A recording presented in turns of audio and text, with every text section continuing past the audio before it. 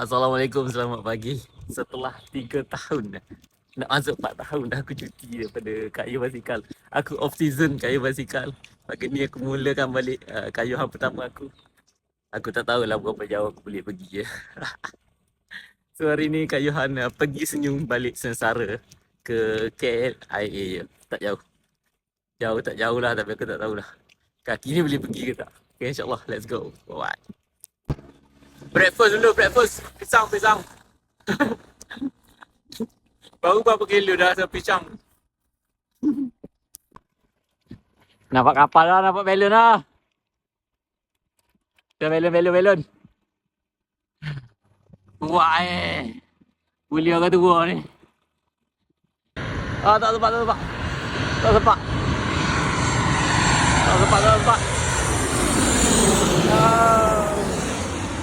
Batik. Tinggal tengok kapal terbang dulu dekat sini runway. Sekarang kilometer 20 lebih. Layan kapal terbang dulu. Oh mantap, lama tak kayu. Dah. Sini best bawa boleh tengok kapal terbang. Bang. Boleh tengok kapal terbang. Ada tempat duduk lagi lah. Lagi spotter. Boleh tengok dia landing. Mantap. Tapi kayu penat, angin kuat sini. Penat. Okey, siap sedia nak lumba dengan kapal terbang. Lumba kapal terbang hang.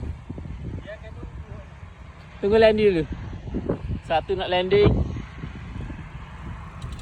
Satu dah terbang. Member ni bakal terbang je lagi lah. Okey. Sekarang kita bersedia nak race. Ke garisan. Sedia.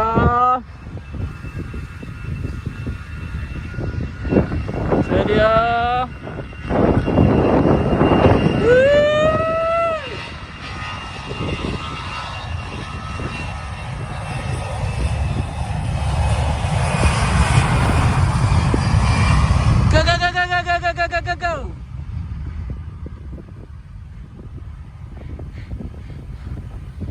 Aduh, laju sangat lah, tak mati can lah. Jauh. Dah mula rasa pergi dah. Ada lagi 25 kilo lagi nak balik. Nyesal. Aduh, penat. 25 kilo lagi. Jom. Baru bini tak marah, tengok. Ingat orang rumah. Aku cakap, besok aku nak pergi ride. Okey, basikal semua dah ready, helmet semua dah ada, kasut dah ada. Tunggu siap kan? Tapi itulah. Bila kita nak pergi ni? Minggu depan? Miku. Dia tak ada. Tak Siapa? best, polis tak ada. Kalau ada polis, kita berani sikit. Ada, wujud selalu boleh. Miko lah. Ha. Kita ambil nyawa dulu. Nak kaya ke nak kau tolak basikal ni? Padu ini. Menyesal dia, menyesal dia. Kau dekat kilometer lebih kurang 67 baru. Ada lagi dalam 5 kilo nak sampai rumah. Aduh. Kau dah 12.30. Matahari terpacak. Panas. InsyaAllah. Dah 5 kilo lagi sampai lah. Padu rehat lama sangat. Macam ni lah jadi dia. Penat semacam. So bateri daripada aku dah tak ada. InsyaAllah kita jumpa lagi dekat next ride lah. Lepas ni aku ride lah kot sampai okey kaki.